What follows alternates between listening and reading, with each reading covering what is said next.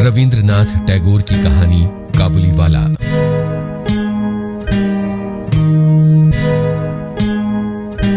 मेरी 5 वर्ष की छोटी लड़की मिनी से पल भर भी बिना बात किए नहीं रहा जाता। दुनिया में आने के बाद भाषा सीखने में उसने सिर्फ 1 ही बरस लगाया होगा। उसके बाद से जितनी देर तक सो नहीं पाती है, उस समय का एक पल भी वो चुप्पी में नहीं खोती। उसकी माता बहुधा डांट फटकार कर उसकी चलती हुई जबान बंद कर देती है, किंतु मुझसे ऐसा नहीं होता। मिनी का मौन मुझे ऐसा अस्वाभाविक सा प्रतीत होता है कि मुझसे वो ज्यादा देर तक सहा नहीं जाता, और यही कारण है कि मेरे साथ उसके भावों का आदान प्रदान कुछ अधिक उत्साह के साथ होता रहता है। सवेरे मैंने अपने उपन्यास के 17वें अध्याय में हाथ लगाया ही था कि इतने में मिनी ने आकर कहना आरंभ कर दिया, बाबूजी, रामदयाल दरबान कल काक को कौवा कहता था। वो कुछ जानता ही नहीं है ना बाबूजी? विश्व की भाषाओं की विभिन्नता के विषय में मेरे कुछ बताने से पहले ही उसने दूसरा प्रसंग छेड़ दिया। बाबूजी, भोला कहता था आकाश मुंह से पानी फेंकता है, इसी से बारिश होती है। क्यों बाबूजी, भोला झूठ कहता है ना, खाली बकबक किया रहता है, दिन रात बकता रहता है। इस विषय में मेरी तनिक राय की परवाह न करके चट से धीमे स्वर में वो एक पेचीदा प्रश्न कर बैठी, बाबूजी, मां तुम्हारी कौन लगती हैं? मन ही मन मैंने कहा, साली। और फिर बोला, मिनी, तू जा भोला के साथ खेल, मुझे अभी थोड़ा काम करने दे। तब उसने मेरी मेज के पीछे पैरों के पास बैठकर अपने दोनों घुटने और हाथों को हिला हिलाकर बड़ी जल्दी से मुंह चलाकर अटकन बटकन दही चटाकन कहना शुरू कर दिया। जबकि मेरे उपन्यास के अध्याय में प्रताप सिंह उस समय कंचनमाला को लेकर रात्रि के घोर अंधकार में बंदी गृह के ऊंचे झरोखे से नीचे कल कल करती हुई नदी में कूद रहे थे। मेरा घर सड़क के किनारे पर था। अचानक मिनी अपने अटकन बटकन को छोड़कर कमरे की खिड़की के पास दौड़ गई और जोर जोर से चिल्लाने लगी, काबुलीवाला, ओ काबुलीवाला। मैले कुचैले ढीले कपड़े पहने, सिर पर कुल्ला रखे, उस पर साफा बांधे, कंधे पर सूखे फलों की मैली झोली लटकाए, हाथ में चमन के अंगूरों की कुछ पिटारियां लिए एक लंबा तगड़ा सा काबुली मंद चाल से सड़क पर जा रहा था। उसे देखकर मेरी छोटी बेटी के दिल में कैसे भाव आए होंगे ये बताना नामुमकिन है। उसने जोरों से पुकारना शुरू कर दिया। मैंने सोचा अभी झोली कंधे पर डाले सिर पर एक मुसीबत आ खड़ी होगी और मेरा 17वां अध्याय आज अधूरा रह जाएगा। किंतु मिनी के चिल्लाने पर ज्यों ही काबुली ने हंसते हुए उसकी ओर मुंह फेरा और घर की ओर बढ़ने लगा, त्यों ही मिनी डर के मारे भीतर भाग गई। फिर उसका पता ही नहीं लगा कि वो कहां जाकर छिप गई। उसके छोटे से मन में ये अंधविश्वास बैठ गया था कि उस मैली कुचैली झोली के अंदर ढूंढने पर उस जैसी और बहुत सारी जीती जागती बच्चियां निकल सकती हैं। इधर काबुली ने आकर मुस्कुराते हुए मुझे हाथ उठाकर अभिवादन किया और खड़ा हो गया। मैंने सोचा वास्तव में प्रताप सिंह और कंचनमाला की दशा बहुत ज्यादा मुसीबत से घिरी है। फिर भी घर में बुलाकर इससे कुछ न खरीदना अच्छा न होगा। कुछ सौदा खरीदा गया। उसके बाद मैं उससे इधर उधर की बातें करने लगा। खुद रहमत, रूस, अंग्रेज, सीमांत रक्षा के बारे में गपशप होने लगी। अंत में उठकर जाते हुए उसने अपनी मिली जुली भाषा में पूछा, बाबूजी, आपकी बच्ची कहाँ गई? मैंने मिनी के मन से बेकार का भय दूर करने के अभिप्राय से उसे भीतर से बुलवा लिया। वो मुझसे बिल्कुल लगकर काबुली के मुख और झोली की ओर भय भरी दृष्टि डालती हुई खड़ी रही। काबुली ने झोली में से किसमिस और खुबानी निकाल कर देना चाहा, पर उसने नहीं लिया और दुगने संदेह से मेरे घुटनों से लिपट गई। उसका पहला परिचय इस प्रकार हुआ।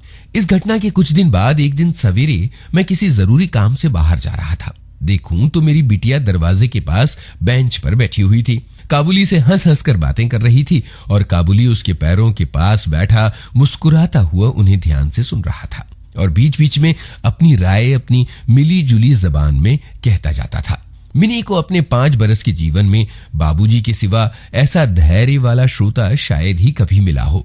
देखा तो उसकी फ्रॉक का अग्रभाग बादाम और किशमिश से भरा हुआ था। मैंने काबुली से कहा, अरे इसे ये सब क्यों दे दिया? अब कभी मत देना, कहकर कुर्ते की जेब से एक अठन्नी निकालकर उसे दे दी। उसने बिना किसी हिचक के अठन्नी लेकर अपनी झोली में डाल ली। कुछ देर बाद घर लौटकर देखता हूं तो इस अठन्नी ने बड़ा भारी उपद्रव खड़ा कर दिया है। मिनी की माँ एक सफेद चमकीला गोलाकार पदार्थ हाथ में लिए डांट डपट कर मिनी से पूछ रही थी, तूने ये अठन्नी पाई कहां से, बता। मिनी ने कहा, काबुली वाले ने दी है। काबुली वाले से तूने अठन्नी ली कैसे? मिनी ने रोने का उपक्रम करते हुए कहा, मैंने नहीं मांगी थी, उसने अपने आप ही दी है। मैंने जाकर मिनी की उस अकस्मात मुसीबत से रक्षा की और उसे बाहर ले आया। मालूम हुआ कि काबुली के साथ मिनी की ये दूसरी ही भेंट थी। इस दौरान वो रोज आता जाता रहा है और पिस्ता बादाम की रिश्वत देकर मिनी के छोटे से दिल पर उसने बहुत सारा अधिकार कर लिया है। देखा कि इस नई दोस्ती में बंधी हुई बातें और हंसी ही प्रचलित है। जैसे मेरी बिटिया रहमत को देखते ही हंसती हुई पूछती, काबुली वाला, ओ काबुली वाला, तुम्हारी झोली के भीतर क्या है? काबुली, जिसका नाम रहमत था, एक अनावश्यक चंद्र बिंदु जोड़कर मुस्कुराता हुआ उत्तर देता, हाँ बिटिया। उसके परिहास का रहस्य क्या है ये तो नहीं जाना जा सकता, फिर भी इन नए मित्रों को इससे तनिक विशेष खेल सा प्रतीत होता है। और जाड़े के प्रभात में एक सयाने और एक बच्ची की सरल हंसी सुनकर मुझे बड़ा अच्छा लगता। उन दोनों मित्रों में और एक बात प्रचलित थी। रहमत मिनी से कहता, तुम ससुराल कभी नहीं जाना, ठीक है? हमारे देश की लड़कियां जन्म से ही ससुराल शब्द से परिचित रहती हैं, किंतु हम लोग तनिक कुछ नई रोशनी के होने के कारण तनिक सी बच्ची को ससुराल के विषय में ज्यादा ज्ञानी नहीं बना सके थे। इसलिए रहमत का अनुरोध वो साफ तौर पर समझ नहीं पाती थी। इस पर भी किसी बात का उत्तर दिए बिना चुप रहना उसके मिजाज के खिलाफ था। उल्टे वो रहमत से पूछती, तुम ससुराल जाओगे? रहमत काल्पनिक ससुर के लिए अपना जबरदस्त घूंसा तान कर कहता, हम ससुर को मारेगा। सुनकर मिनी ससुर नामक किसी अनजाने जीव की बुरी हालत की कल्पना करके खूब हंसती। देखते देखते जाड़े की सुहावनी ऋतु आ गई। पूर्व युग में इसी समय राजा लोग दिग्विजय के लिए कूच करते थे। मैं कोलकाता छोड़कर कभी बाहर नहीं गया था, इसलिए मेरा मन ब्रह्मांड में घूमा करता है, यानी मैं अपने ही घर का चिर प्रवासी हूँ। बाहरी ब्रह्मांड के लिए मेरा मन हमेशा आतुर रहता है। किसी विदेश का नाम आगे आते ही मेरा मन वहीं की उड़ान लगाने लगता है।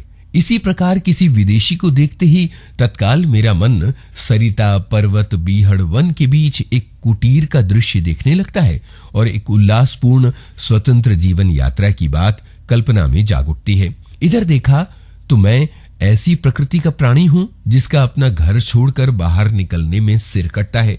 यही कारण है कि सवेरे के समय अपने छोटे से कमरे में मेज के सामने बैठकर उस काबुली से गपशप लड़ाकर बहुत कुछ भ्रमण का काम निकाल लिया करता हूं।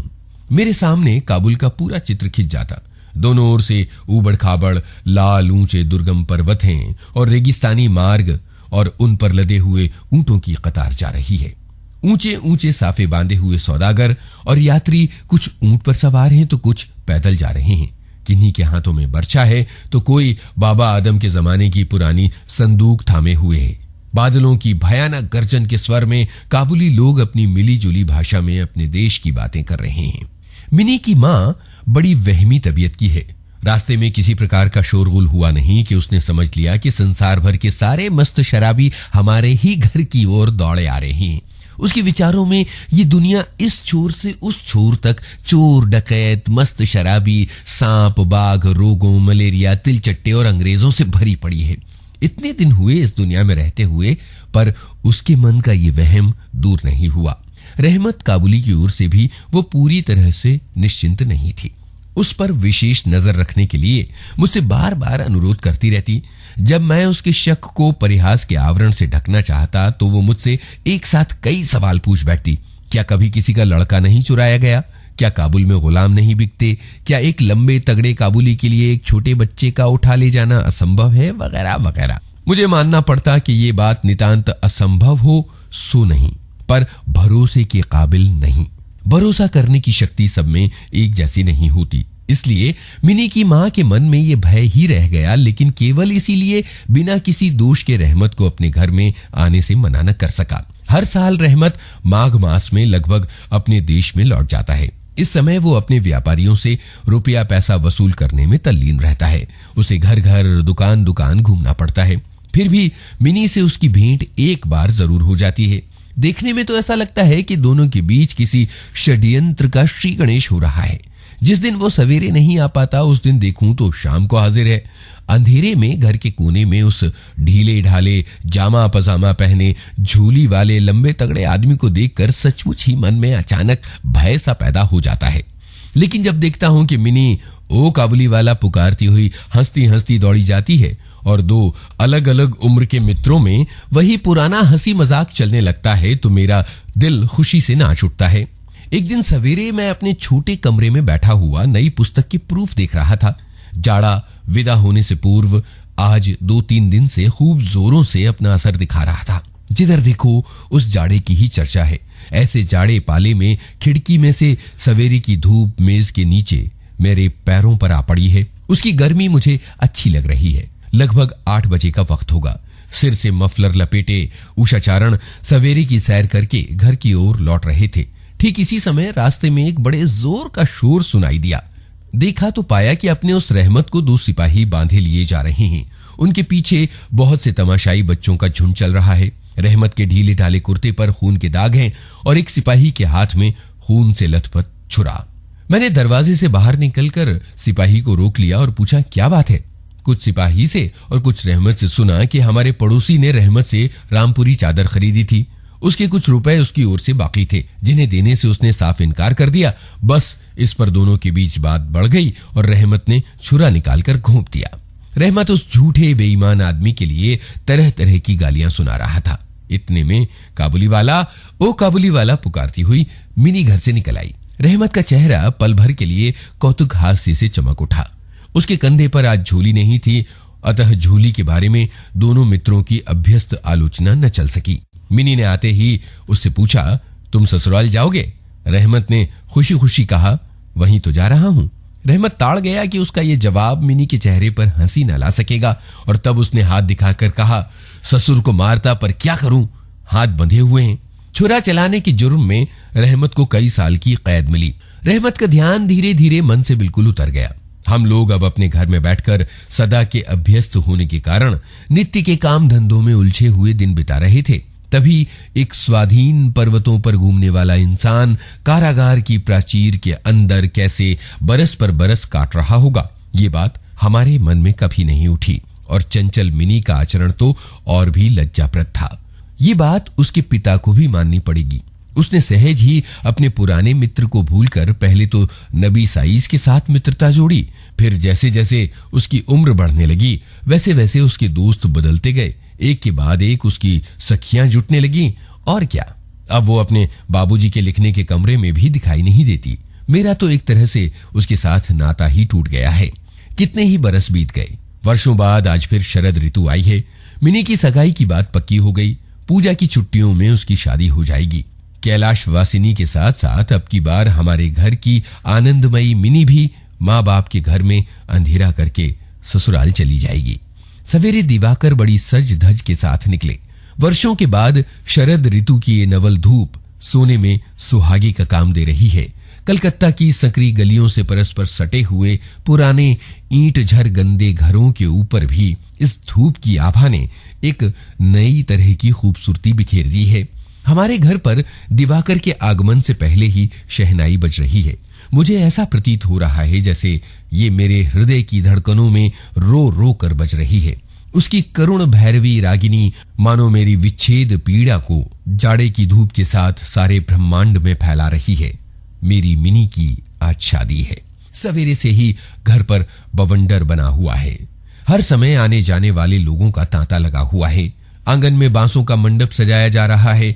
हर एक कमरे में और बरामदे में झाड़ फानूस लटकाए जा रहे हैं और उनकी टक टक की आवाज मेरे कमरे में आ रही है। चलो रे, जल्दी करो, इधर आओ, ये लेकर जाओ। इस तरह की बातों की तो कोई गिनती ही नहीं है। मैं अपने लिखने पढ़ने के कमरे में बैठा हुआ हिसाब लगा रहा था। इतने में रहमत आया और अभिवादन करके खड़ा हो गया। पहले तो मैं उसे पहचान न सका। उसके पास ना तो झोली थी, ना पहले जैसे लंबे बाल और ना चेहरे पर पहले जैसी दिव्य ज्योति ही थी। अंत में उसकी मुस्कान देखकर पहचान सका कि वो रहमत है। मैंने पूछा, क्यों रहमत, कब आए? उसने कहा, कल शाम को ही जेल से छूटा हूं। सुनते ही उसके शब्द मानो मेरे कानों में खट से बज उठे। किसी खूनी को मैंने कभी अपनी आंखों से नहीं देखा था। उसे देखकर अचानक मेरा मन सिकुड़ सा गया। मेरी ये इच्छा होने लगी कि आज के शुभ दिन वो इंसान यहां से टल जाए तो अच्छा हो। मैंने उससे कहा, आज घर में कुछ जरूरी काम है, मैं उसमें बिजी हूं, आज तुम जाओ, बाद में आना। मेरी बात सुनकर वो उसी क्षण जाने को तैयार हो गया, पर द्वार के पास आकर कुछ इधर उधर देखकर बोला, क्या बच्ची को नहीं देख सकता? शायद उसे यही भरोसा था कि मिनी अब तक वैसी ही बच्ची बनी है। उसने सोचा होगा कि मिनी अब भी पहली की तरह काबुली वाले पुकारती हुई दौड़ती चली आएगी। फिर दोनों पहले की तरह हंसी मजाक करने लगेंगे। यहां तक कि पहले की मित्रता को याद करके वो एक पेटी अंगूर और एक कागज के दोने में थोड़ी सी किशमिश और बादाम शायद अपने देश के किसी आदमी से मांग कर लेता आया था। उसकी पहले की मैली कुचैली झोली उसके पास आज नहीं थी। मैंने कहा, आज घर में बहुत काम है, इसलिए मिनी से मुलाकात नहीं हो सकेगी। मेरा उत्तर सुनकर वो उदास हो गया। उसी मुद्रा में उसने एक बार मेरे चेहरे की तरफ देखा, फिर अभिवादन करके दरवाजे से निकल गया। मेरे दिल में जाने कैसे एक टीस सी उठी।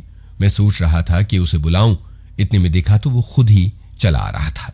वो पास आकर बोला, ये अंगूर और कुछ किशमिश बादाम बच्ची के लिए लाया था, उसको दे दीजिएगा। मैंने अपने हाथों से सामान लेकर पैसे देने चाहे, लेकिन उसने मेरे हाथ को थामते हुए कहा, आपकी बहुत मेहरबानी है बाबू साहब, हमेशा याद रहेगी, पैसा रहने दीजिए। तनिक रुक कर फिर बोला, बाबू साहब, आपकी जैसी मेरी भी एक बच्ची है मेरे देश में। मैंने उसकी याद करके आपकी बच्ची के लिए थोड़ा सा मेवा लाया। हमेशा ही यही करता रहा। मैं ये सौदा बेचने के लिए यहां थोड़ी आता हूं। कहते हुए उसने ढीली ढाली कुर्ते के अंदर हाथ डालकर छाती के पास से एक मैला कुचैला कागज का टुकड़ा निकाला और बड़े जतन से उसकी चारों तहें खोलकर दोनों हाथों से उसे फैलाकर मेरी मेज पर रख दिया। देखा कि कागज के उस टुकड़े पर एक नन्हे से हाथ के छोटे से पंजे की छाप है। फोटो नहीं, तैलचित्र नहीं, हाथ में थोड़ी बहुत कालिख लगाकर कागज के ऊपर उसका निशान ले लिया गया है। अपनी बेटी के इस स्मृति पत्र को छाती से लगाकर रहमत हर साल कोलकाता के गली कूचों में सौदा बेचने के लिए आता है, और तब वो कालिख चित्र मानो उस बच्ची के हाथ का कोमल स्पर्श उसके बिछड़े हुए विशाल वक्ष स्थल पर अमृत उड़ेलता रहता है। देखकर मेरी आंखें भर आईं, और फिर मैं इस बात को बिल्कुल भूल ही गया कि वो एक मामूली काबुली मेवा वाला है, मैं एक उच्च वंश का रईस हूं। तब मुझे ऐसा लगने लगा कि जो वो है मैं भी वही हूं। वो भी एक बाप है और मैं भी। उसकी पर्वतवासिनी छोटी बच्ची की निशानी मेरी ही मिनी की याद दिलाती है। मैंने तत्काल ही मिनी को बाहर बुलवाया। हालांकि इस पर घर के अंदर आपत्ति की गई, पर मैंने उस पर कुछ भी ध्यान नहीं दिया। विवाह के वस्त्रों और अलंकारों में लिपटी हुई बेचारी मिनी लज्जा के मारे सिकुड़ी हुई सी मेरे पास आकर खड़ी हो गई। इस अवस्था में देखकर रहमत काबुल तो पहले सकपका गया। उससे पहले जैसी बातचीत न करते बना। बाद में हंसते हुए बोला, लल्ली, सास के घर जा रही है क्या? मिनी अब सास का अर्थ समझने लगी थी, इसलिए उससे पहले की तरह उत्तर देती न बना। रहमत की बात सुनकर मारे लज्जा के उसके कपोल लाल हो उठे। उसने मुंह फेर लिया। मुझे उस दिन की याद आ गई जब रहमत के साथ मिनी का प्रथम परिचय हुआ था। मन में पीड़ा की एक लहर दौड़ गई। मिनी के चले जाने के बाद एक गहरी सांस लेकर रहमत फर्श पर बैठ गया। शायद उसकी समझ में ये बात एकाएक साफ हो गई कि उसकी बेटी भी इतने दिनों में बड़ी हो गई होगी, और उसके साथ भी उसे अब फिर से नई जान पहचान करनी पड़ेगी। संभवतः वो उसे पहले जैसी नहीं पाएगा। इन 8 वर्षों में उसका क्या हुआ कौन जाने। सवेरे के समय शरद की स्निग्ध सूर्य किरणों में शहनाई बजने लगी, और रहमत कोलकाता की एक गली के भीतर बैठा हुआ अफगानिस्तान के मेरू पर्वत का दृश्य देखने लगा। मैंने एक नोट निकालकर उसके हाथ में दिया और कहा, रहमत, तुम देश चले जाओ अपनी लड़की के पास। तुम दोनों के मिलन सुख से मेरी मिनी सुख पाएगी। रहमत को रुपए देने के बाद विवाह के हिसाब में से मुझे उत्सव समारोह के 2-1 अंग छांट कर काट देने पड़े। जैसी मन में थी वैसी रोशनी नहीं करा सका। अंग्रेजी बाजा भी नहीं आया। घर में औरतें बिगड़ने लगीं। सब कुछ हुआ। फिर भी मेरा विचार है कि आज एक अपूर्व ज्योत्सना से हमारा शुभ समारोह उज्जवल हो उठा।